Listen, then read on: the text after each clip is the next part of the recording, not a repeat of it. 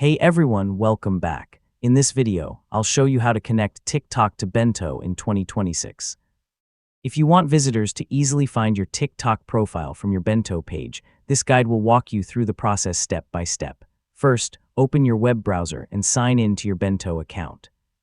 Once you're on the dashboard, open the profile or link page where you want to add your TikTok account. Next, click the Add link, Add social link, or Add block button, depending on the options available in your Bento account.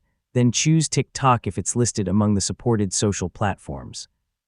Now open TikTok in another browser tab and copy the URL of your profile. Return to your Bento page and paste the complete TikTok link into the required field. Next, enter a title for the link if needed, such as Follow Me on TikTok or simply TikTok.